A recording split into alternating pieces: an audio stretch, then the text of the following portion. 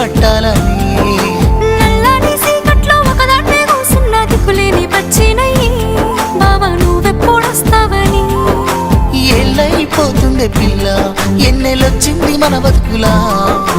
ఏలైపోతుండే పిల్ల ఏలు వట్టంగా వస్తున్నాయా ఇన్నాళ్ళ ఎడబాటు ఎడవాసిపోతుందిలే ఈ సీనయ్య గుండున్నదే సినదారా నీ కోసము ఈ దూరాన్ని చెరుపుతూ తీరాల తెగిరింది అందాల ఈ మానవు